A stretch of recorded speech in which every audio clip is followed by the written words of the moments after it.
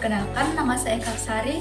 Nah, di sini saya akan membahas terkait ketimpangan ekonomi dan sosial di Korea Selatan. Sebelum kita membahas mengenai masalah ketimpangan yang terjadi di Korea Selatan, kita harus tahu apa sih ketimpangan ekonomi dan ketimpangan sosial itu.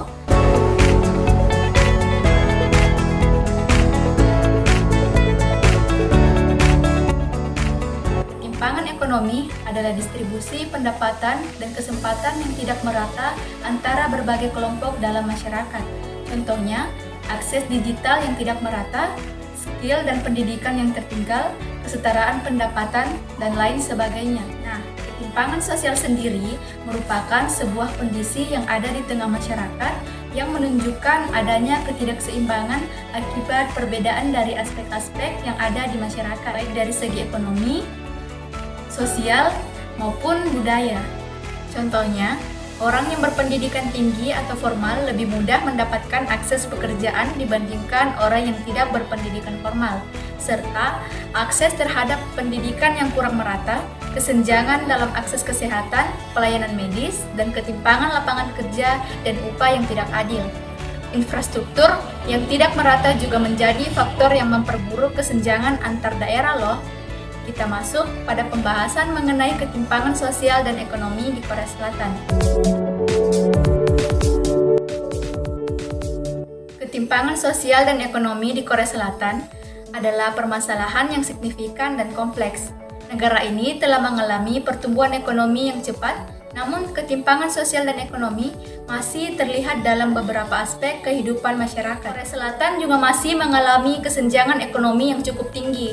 Kesenjangan ekonomi di Korea Selatan ini disebabkan karena tidak seimbangan pembangunan di beberapa daerah. Di beberapa daerah dikembangkan dengan maksimal dan sebagian lainnya tidak. Banyak wilayah di Korea Selatan yang dikembangkan hanya untuk menunjang kebutuhan masyarakat kelas atas dan tidak dapat menunjang kebutuhan masyarakat kelas menengah ke bawah. Keadaan masyarakat menengah ke bawah di Korea Selatan juga disebabkan oleh fenomena the debt trap, di mana untuk memenuhi kebutuhannya, masyarakat perlu untuk berutang dan terlilit hutang. Sebab lainnya adalah krisis ekonomi negara yang terjadi di Korea Selatan. Kapitalisme atau dominasi cebol dalam kegiatan ekonomi Korea Selatan seperti pasar tenaga kerja, pasar modal, pengaruh kebijakan, serta fenomena pencitraan masyarakat Korea Selatan. Tambahan jumlah masyarakat menengah ke bawah di Korea Selatan juga dipengaruhi oleh imigran dari negara-negara berkembang yang sebagian besar merupakan masyarakat dengan low income. Menyinggung mengenai ekonomi meningkatkan kesenjangan ekonomi di Korea Selatan, modernisasi yang juga merupakan dampak meningkatkan jumlah masyarakat kelas bawah di Korea Selatan. Modernisasi menyebabkan urbanisasi besar-besaran yang berdampak pada kemunculan slum area, berkurangnya workforce, dan meningkatkan beban ekonomi di kota besar. Modernisasi ini juga menyebabkan semakin tingginya dominasi cebol pada perekonomian di Korea Selatan. Perkembangan dan globalisasi di Korea Selatan selalu tidak berdampak baik. Berikut adalah beberapa contoh ketimpangan sosial dan ekonomi yang terjadi di Korea Selatan. Yang pertama, ketimpangan gender.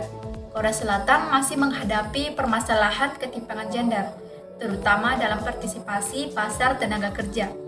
Data OECD menunjukkan bahwa hanya 55% perempuan Korea yang berada di angkatan kerja, dibandingkan dengan 65% rata-rata negara OECD. Tingkat partisipasi angkatan kerja perempuan atau LFPR Republik Korea secara substansial tertinggi dari laki-laki yang tingkat partisipasinya 77%. Persentase tersebut mendekati rata-rata OECD sebesar 79%. Ketimpangan pendidikan. Ketimpangan pendidikan juga terlihat di Korea Selatan.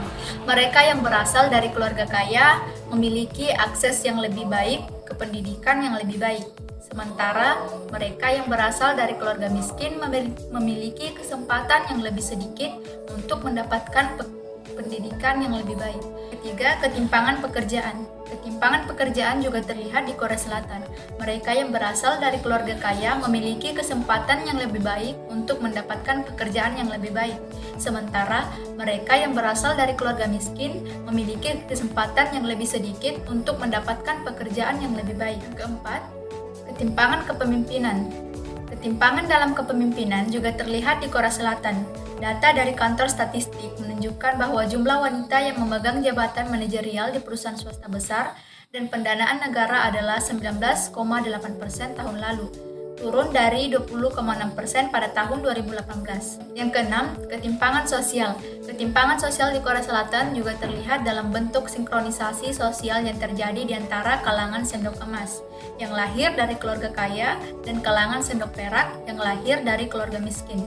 Kesempatan bagi kalangan sendok perak untuk memulai kelas sosial atau mobilitas sosial hampir tidak ada. Dalam beberapa tahun terakhir, Korea Selatan telah mengalami pertumbuhan ekonomi yang cepat.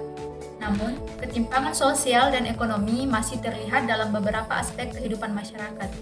Untuk mengatasi permasalahan ini, Korea Selatan perlu meningkatkan kesetaraan gender, meningkatkan akses pendidikan dan pekerjaan bagi semua lapisan masyarakat, serta mengurangi ketimpangan pendapatan dan sosial.